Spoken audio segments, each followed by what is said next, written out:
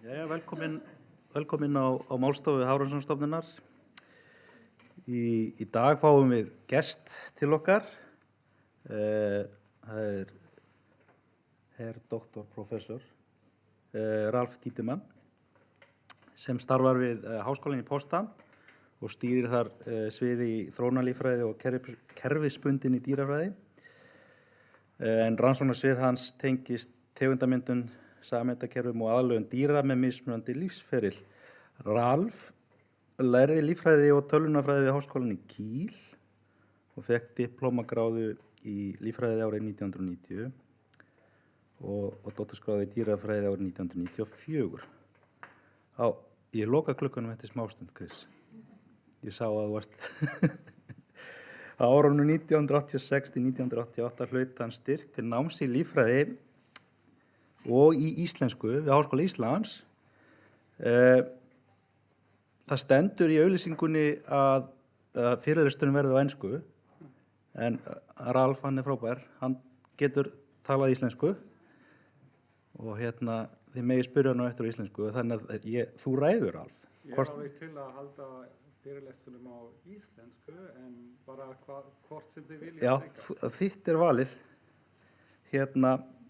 Þannig að það spennandi að sjá hvort það verður enskað íslensku, en allavega. Ralf, gjör svo vel. Yeah, takk fyrir. Perhaps I give it in English because I think not everybody speaks Icelandic, but I'm happy to take question in Icelandic, although it has. I mean, I moved here from Iceland in '91, so I'm not speaking it here for a long time, but my wife is Icelandic, so I have maintained it since then, I hope. My grammar is not optimal. Anyway, that's not the topic of today. The topic of today is our work on population genomics of harbor porpoise and common minke whale in the North Atlantic. And it's a collaborative work among many people, some of them from my group. I have put them in bold, but also a few people from here, from Hafro. I had worked a long time with Gísli Víkingsson, who sadly died last year, and Þorvaldur Gunnlaugsson, almost as long, or perhaps as long, I know Chris Pampoli, and lately Guðjón has also joined forces, and I'm very happy about that long-standing and successful collaboration.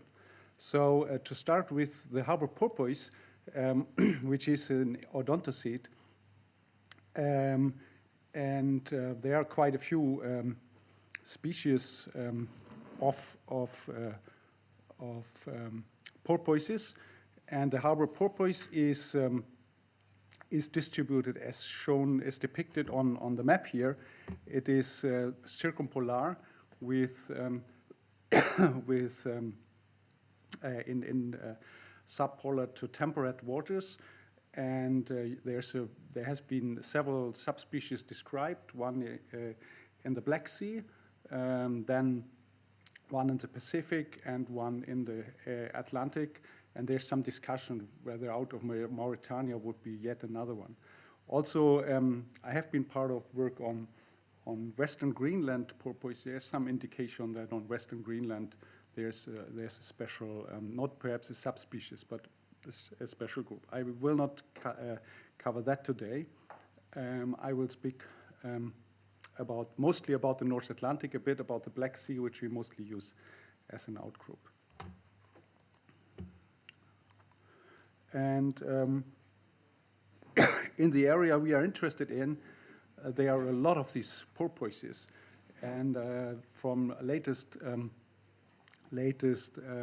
counts or estimations, there are thought about to be about 400,000, perhaps more, in the Atlantic, including North Sea and adjacent waters. When we go into the Baltic Sea, then there is it's smaller numbers, so there are about 15,000 in the Western Baltic Sea, which the Danes call the inner Danish waters. And then in the central Baltic or proper Baltic, there's a very small population or small group of porpoises there.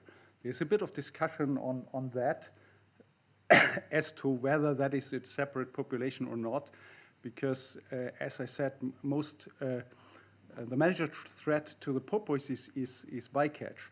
And if a population is very small and there are fisheries activities, then of course the fisheries may be detrimental. And so a lot of discussion about that. So recently this Baltic harbor porpoise has been raised to critically endangered by the IUCN and is accepted as a population by the, not least because of our work. So within the Baltic region, it is the only cetacean species which regularly occurs there. There are some others there. We even have a single minke whale specimen from there, but this is just occasionally. And the strange thing is that within that reasonably small area, there are three putative populations. There's one which is the North Sea, and is similar to the Norwegian population, as we will see, also similar to the Icelandic one, although that's quite some distance for such a small cetacean species. But within the Baltic, there has been always discussion that they are only within that sea two different populations. And that is surprising on many aspects. One is that it's very small scale, but additionally, the Baltic Sea is a very recent sea. So its age is less than 10,000 years because it formed only after the last glacial maximum. And then, of course, discussion comes about how can actually a population evolve in such short time. On top of that, the salinity in the eastern part of the Baltic Sea is very low, such that when it becomes very cold, then it is freezing. So there is some seasonal migration as to leaving this area when it is freezing. So the question of this is then, why is there so much differentiation within the Baltic Sea? And how can we reliably distinguish among populations? And when I see this discussion from the perspective of my own country, it's a very heated political discussion also among ministries, because the fisheries ministry is not interested in this additional population, because it would mean then fisheries would come under pressure in the Baltic area where there is some local fishery. While the Ministry for the Environment, they want to protect them. So there is actually within single government this discussion. Also of note, as a person having been involved in the International Whaling Commission for quite some years, it's interesting in Germany to see that when it comes to conserving large species, then they are very eager and very much in favor of conserving them, but when it hits the own economic interests, then it becomes a bit more problematic. So we got this research I will speak about in a minute is actually funded by in part by the Federal Agency for Nature Conservation, because they are eager to pinpoint this population. And the debate has been going on for quite some years, also involving Denmark and Sweden, who have a lot of fisheries interest in the area, also Poland also.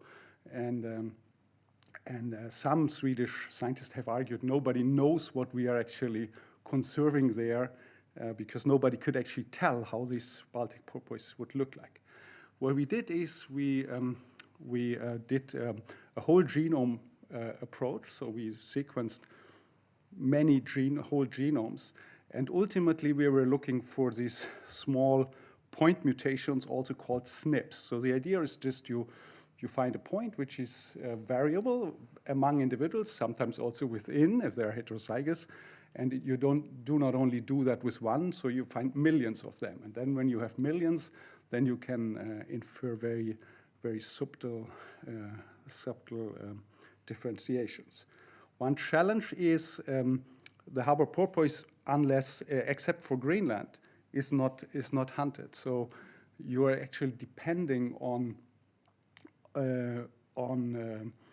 occasional reports, and that again is very much different among countries. We have been working for quite some years with Iceland, and the Icelandic samples are typically of good quality. Same as for Denmark and Sweden, but in Germany they're typically very bad. Why is that? Because in Germany there's so much bad press if you have a bicaught individual. So the fishermen rather throw them off board, so then they're reported much later as strandings and in a much worse condition. So if you, of course, bring them immediately ashore when they are bicaught, then they are much fresher. Okay, that depicts where we got our samples, and you see altogether we produced 74 harbor porpoise whole genomes across the entire North Atlantic. And you see we have, as depicted here by small dots, we have quite a few samples around Iceland. We have a few, they're not so easy to spot here in eastern Canada. Then we have in northern Norway, Barents Sea, we have some samples. And then here in the, for us, interesting area, North Sea into the Baltic Sea. And as an outgroup, we use Black Sea.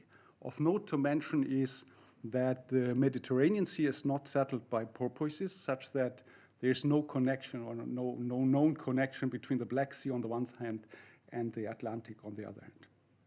So we use these whole genomes, and this is a bit on technical aspects. So for those of you who may know about genomics, it's kind of a massive sequencing effort, and the question is how much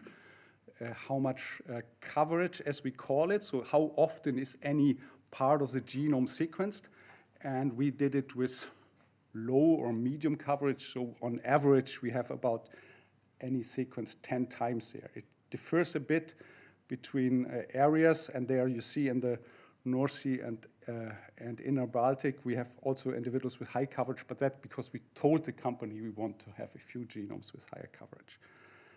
You see one sample was too bad, so that was excluded. And then a second check was to look for related individuals. If you have so much information, you can, of course, infer whether they are relatives in the data set. First order, parent offspring, or second order. You can go with such a data set, you can even identify half cousins and so on. So what we did actually here, we identified within the Baltic Sea that there is one pair of individuals, which is apparently parent offspring. And in order not to bias the data, we excluded the worst of the two samples and kept on with the rest. Again, only for those interested, a bit on the statistics. So we have altogether slightly over 7 million of these point mutations, which we call single nucleotide polymorphisms, or SNPs.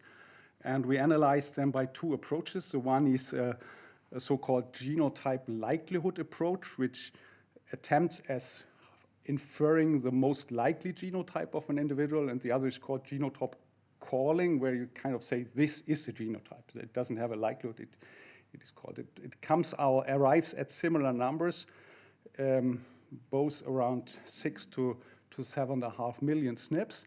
However, the chromosome consists only of 48 chromosomes, haploid 24, meaning so many SNPs that cannot be all unlinked because they are physically on just a reasonably small number of chromosomes. So for some analysis, you need so-called unlinked SNPs, so which are inherited independently. And if we do that, then we have 1.5 million unlinked SNPs. What can we do with this data set? This is a so-called structure analysis. And it actually, in this analysis, any single bar comprises one individual. And the analysis goes like this. You tell the program how many clusters to find, and you give it the genotypes, but you don't give any spatial information. And then the program actually uses the genotypes, given the number you have specified, and tries to assign any individual to a cluster. And if that is clear-cut, then one of the bar will get only one color. That means 100% assignment, for example, to the red cluster. If we do that for k equal 2, you see there are only two clusters, red and black. The black is the Black Sea, and the red is North Atlantic plus Baltic Sea. Perhaps not surprising. You see here, IBE, this is from Spain. You see there's a bit of input in one individual from Spain of the Black Sea. That's for historical reasons or others. If we increase the number to 3, then it finds a clear-cut distinction between the Baltic Sea and the rest of the North Atlantic. And if you think of the distances, CA stands for Canada, Iceland, Barents Sea, North Sea. It's really vast distance. It spans the entire North Atlantic. That's all the same. But within the Baltic, we find a different population. There's actually a transition zone, which is, those of you perhaps familiar with the area of Denmark, it's called the Kattegat. The Kattegat is a transition zone where the one is replaced by the other. So if you are still in the North Sea, it's the same as the Atlantic, but in the Kattegat it becomes different. If we try to find yet another cluster, that is k equal 4, then we find this bluish one in the inner Baltic Sea, and we believe, or we forward argument, that this is the inner Baltic population. However, what you can also see, IBS stands for the inner Baltic Sea. There are also other organisms around. But again, see, these are just, we are here spanning only 200 kilometers, two populations, while in the North Atlantic, all the way from the Barents Sea to Canada, including Iceland, it looks all the same. If we look in more detail on the nature of these 3 specimens assigned, they are depicted here. They are all from the very east area, eastern part of Sweden, around Öland or Polish border. And that is indeed where bioacoustic data have supported that there are some specimens there which were assigned to the Baltic proper population. Also, there's a discontinuity in the sense that in the area depicted here by this dashed line, there are few porpoises, and then you have a bit more to the east and many more to the west. Also, an earlier study, also performed by us, on much fewer SNPs, had already depicted some of these specimens as separate. It's red in this lower structure plot. If we look at the diversity, one common measure of diversity is heterozygosity. So you ask how often does a specimen have at these several million SNPs has the same genotype, then it's homozygous, how often it's different. And you see actually it's about similar values all across the Atlantic, but the value of the Black Sea is much lower. If you compare that with other mammals, you see that the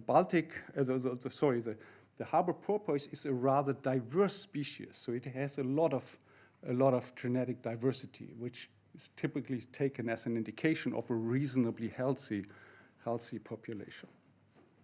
You can do much more with these whole genomes. You can calculate specimen-specific inbreeding coefficients. That is depicted here in the middle plot. You see the Icelandic population is in light green here. There's no inbreeding whatsoever, so it means it's apparently large. A lot of inbreeding in the Black Sea, very, very much. Also in the Iberian population out of Spain, and a bit of inbreeding in the Baltic Sea, inner Baltic Sea. But you see across the North Atlantic seems to be a healthy, large population. On the right panel, you see a specific measure to G-D. Without going into the details here, what one can read from this measure is if it's 0, it means I have a stable population, no selection, and it is constant in size. if the population is expanding, then the value becomes negative. Counterintuitive, but that's the way how the measure is. If it's declining, then it becomes positive. What you see here again, Icelandic population in green has a slightly negative value, seems to be perfectly fine, doing well. The only two which are declining is the Black Sea and the Baltic proper, which we kind of knew from other sources, but it's also seen in the genetics. You may say, what about the Iberian? Well, we had too few samples to make this calculation. What you can also do, if you have whole genomes, you can actually look at the evolutionary history. And common belief is that during the last glaciation, the porpoises, a lot of Northern Europe was covered with ice, so the porpoises were pushed back, perhaps to some refugia, and then when the glaciers retreated, they could actually expand again. So on the right panel, you see how these populations are related. And you see, okay, it's the Black Sea splits off first, then you have the Iberian, then you have the North Sea with some differences, and then you have the settlement of the Baltic Sea relative to the rest of the Atlantic, where Iceland, Barents Sea, and Canada split reasonably well together. On the lower right set, you can see an analysis called a skyline plot, where you use the genetic data to infer population trajectories through time, back in time. And there, by gray bars, two geological events marked. The former gray bar is the onset of the last glaciation period, and the other gray bar, the left gray bar, is the last glacial maximum after which the glaciers retreated. And common belief is that they were enabled to actually settle a lot of additional areas. You see, on the onset of the glaciation, there's a huge decline in estimated population size, both in the Black Sea and the Iberian population, while all the others are going quite up. And you see actually the Icelandic, as well as the Barents Sea and the Canadian, they actually stay up at high level throughout the time, while within the Baltic Sea, there's some reduction again.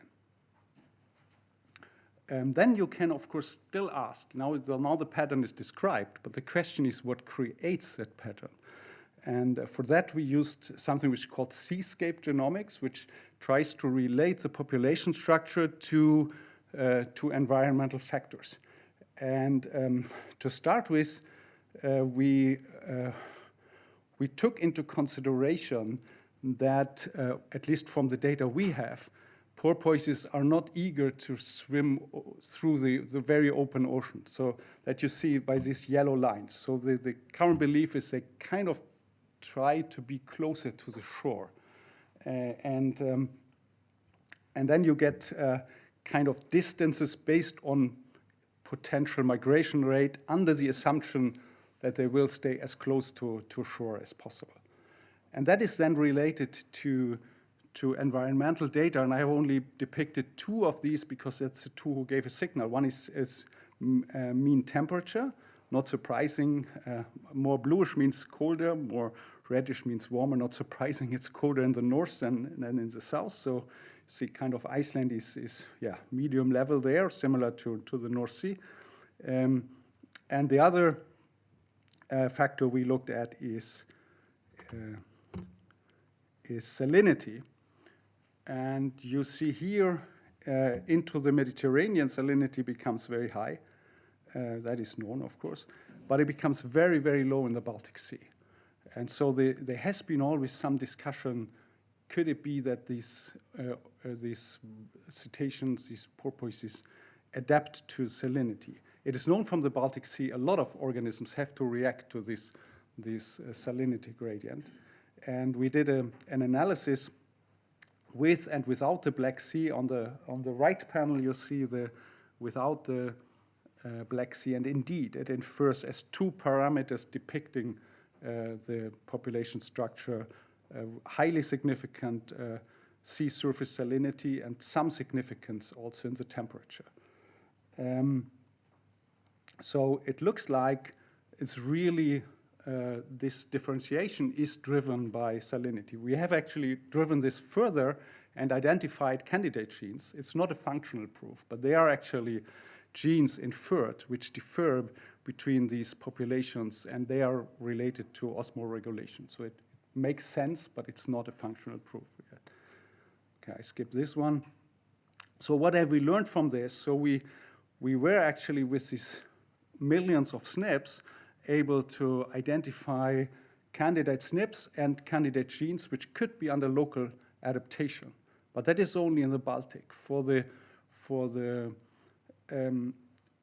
remainder of the North Atlantic, there are no such signs, except perhaps with the Western Greenlandic population. But the remainder seems adapted to this Atlantic habitat. There is some tendency towards isolation by distance, and the distance is also very large, but there is at no place a particular border. I said in the beginning we did that for 74 whole genomes. I think that is a fair number for whole genomes, but it's of course not very many specimens. So how can we look at more specimens? That we do with this machine. It's a fluidime machine. What it actually does, it can actually mass genotype specimens for these informative SNPs. And the promising thing with this machine, it's actually analyzing 96 SNPs for 96 samples within 2 hours. It's doing all the pipetting itself. So just put the samples there, it's doing everything, and then you have the data. And the data are very, very intuitive. So you see here an output as an example. Here's the North Sea individual. Red means homozygous for the one SNP allele. Green means homozygous for the other SNP allele, and blue means heterozygous. So you can read out directly from this the condition. And we are actually doing that now we have still, I think, 3,000 or 4,000 porpoises of various origins, and we actually try to assign them. Why is that of interest to do that for many specimens? And that comes to another application which I'm not sure who has developed it in the first place, but I came into contact with it from Thorvaldur Gunnlaugsson. And as you may know, he is a mathematician, and he had actually thought of that with inferring and with finding relatives in a data set, not only does it give you spatial information about population, but the likelihood of finding them gives you information about abundance. And that we have done. So I don't want to go into the details of this formula, but essentially you can look for, of course, you have a certain likelihood of 2 individuals sharing at a certain locus 0, 1, or 2 alleles, depending on the relatedness. So the more related, the higher the value. We have so far only done that for microsatellite, and that is the outcome for the Icelandic population, which I calculated when Thorvaldur was still active with him together. And you see we have quite a reasonably sample size. So we analyzed from 1991 to 2000 almost 1,200 porpoises from Iceland. And we found among them 13 parent-offspring pairs. And that relates to an abundance estimate of 54,000 specimens about. And then for the later period, we had admittedly a smaller sample size, but we only inferred only 2 parent-offspring pairs. And that gives a higher estimation of about 120,000. The interesting thing, this is only based on 50 microsatellites, but now we have millions of SNPs. If you do that with SNPs, then you can not only infer parent-offspring, you can infer cousins, which are, of course, more abundant. And that gives you a much more precise estimate of abundances. And what is also interesting with this approach is it becomes more precise if the stock is smaller, because then you have a higher likelihood of finding related. While I would argue aerial surveys, they become less precise if the stock is smaller. So here's an inverse relationship. So I think this is actually a reasonably neat approach to to look for abundances. You can also calculate effective population size for the North Atlantic, or for Iceland. This gives 16,000, which is a reasonably high number for an effective population size. To compare, it's about the same as the entire human population in the world is also considered about 16,000. So that means the population is apparently reasonably large and has been large for quite some time. That's what I want to say about the porpoise, and a few words about the minke whale. So the minke whale comes from the other side of the cetacean phylogeny, and it is also an apex predator which feeds opportunistically. If one Googles it, it's kind of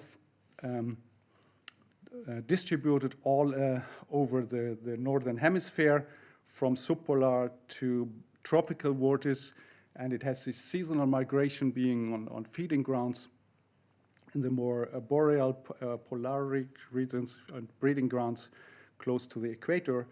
It is categorized at least concern. Populations estimates are, not very precise. Some say there's no numbers, some say it's 200,000, and in any case, it's quite a number. There are some human impacts. I'm not sure whether they're really threatened by them, but there's the noise pollution has been discussed, chemical pollution, bycatch. You may know there's a reasonably high number of bycatch in South Korea on minkies, and only in that one country. So it's, whatever that means. While a few countries have run whaling operations on them, I think currently Iceland isn't, but in principle it's one of the species which is caught here. And I saw it, it's at least available in restaurants. I could verify yesterday on Laugavegur. Greenland is doing that, Norway and Japan. There has been also some historical catch, but to a much lesser amount, because I read that the species was considered too small, not taking the effort when larger species were still available. Here we used a different approach. We used what is called a DD-RAT approach, and this is also sometimes called a reduced representation method, meaning that it does not cover the entire genome, it covers only 2%. Still, it's a genome-wide assessment. And that, of course, gives fewer SNPs. We ended with also with several 100,000, but then you filter for all kinds of aspects. You say you want them to be in all specimens, and you want both alleles to be over 5%, and a lot of filter settings. So ultimately, we ended with several thousands on which we can base our estimations, which we then did. And that brings me to a short introduction of what has been considered with population structure. These are the areas which are used within the International Whaling Commission. I actually don't know where they originally come from, whether it's ISIS area, but these are at least the sea regions which are used there. A bit politics, that's at least my appreciation. So this upper part is called East, not because it is in the East, but because it's around Jan Mayen, and Jan Mayen is Norwegian, and Norway is East. So I think this is the logic, while on top of the central area, there's this East part. My guess, perhaps I'm wrong. Anyway, these are the areas, and just around Iceland is the CIC. And there have been within the International Whaling Commission, there have been quite some hypotheses, originally four. One was complete panmixia through all the area. Then there has been the hypothesis there are two stocks, but both stocks go everywhere. And then there has been these two hypotheses, which I remain here, which comprise, in both cases, three stocks, a western, a central, and an eastern one. And this is what is currently used for these implementation reviews of the the International Whaling Commission. And that goes actually back to workshops because they are with these implementation reviews from the commercial hunt, where Iceland and Norway are involved, and for the aboriginal hunt, where Greenland is involved.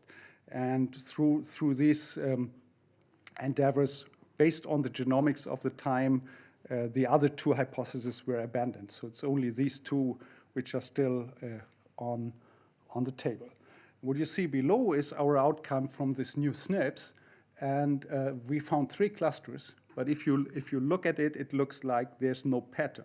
You find all 3 clusters in all areas.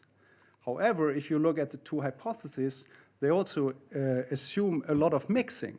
So what if you look more into proportions? It's not a very high, a very large data. It's only 46 individuals to start with. But if we depict it by area, you see that here on the map. And this one is our only eastern sample, which is from the Baltic Sea, the one specimen I mentioned. Well, it's 100% the blue cluster, but it's only one specimen. So it's not a strong evidence. I just chatted with Guðjón and Chris. There are some Norwegian samples, which would be, of course, instrumental to look for that. But if we say, okay, this is small data, yes, but if we say the blue is the eastern stock, perhaps, then you see in the middle where Iceland is, you have a dominant greenish color. That could be the central stock. And then if you go further to the west, you see the orange becomes dominant. So even with this small sample set, it's kind of indicative of that there could be 3 clusters mixing, of course,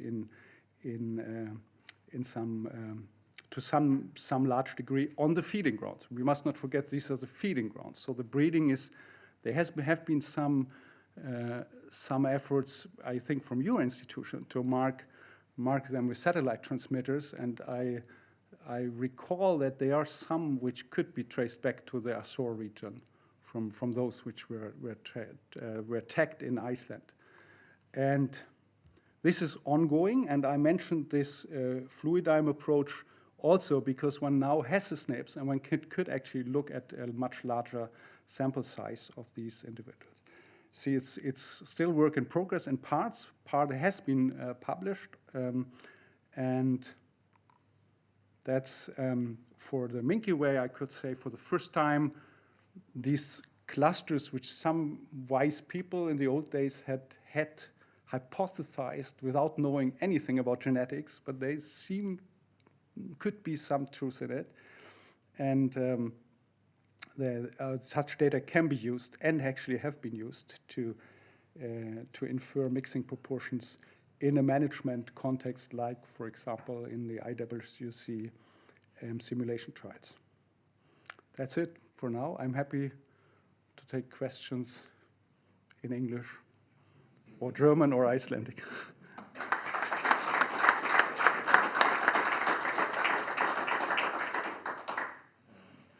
Takk, Ralf. We have time for a few questions. The school is about to get in here, so if you have 1 or 2 questions. Yep. Hi, thank you very much for that. Just very quickly, because of the nature of the data, having some kinships and things like that, the estimation of mutation rate and recombination rate, has there been a lot of playing around with those types of estimations? Are they pretty fixed? How are you dealing with those, especially with some of the forward simulations? Yeah, I mean, in the population size models, they don't use mutation rates.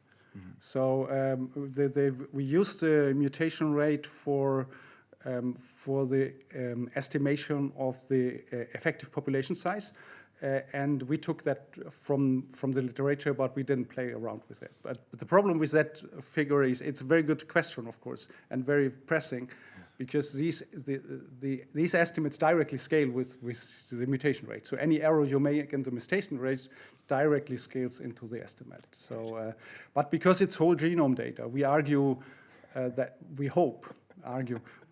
that it kind of levels off. Right. Are you playing around at all with the SMC, the sequential Markov chain coalescent estimation as well? Yeah, we have done that, but not for these data. Okay. These minke whale data are reasonably new. For the porpoise data, we have done that, yeah. Great. Look forward to hearing more. Thank you. Thank you. One more question? Oop. If not, I might have one. So not related to your talk, but still related to your talk, because I saw on the first slide you talked about threats to the purpose, or one of which was infectious diseases. Right. Is it common to all these populations that you're talking about, or? Well, we have in Germany. I don't know whether you know her. There's actually a veterinarian who has specialized on marine mammals, Ursula Siebert, and they actually routinely look at all the porpoise from that area, and they find a reasonably high incidence of parasites, and also other diseases, viruses, but also a lot of parasites, lungworms, and it's like COVID with men. It's always difficult to know, did they die because of that, or didn't they have it and died by other sources? But there is at least some quite high incidence of parasites and also infectious diseases in the ones from the North Sea and the Baltic. I'm not sure. I have no information about the Icelandic population. I don't know whether there's looked at it, but it's only for these populations. Well, thank you again, Rolf. Takk. Thanks. Thanks for listening.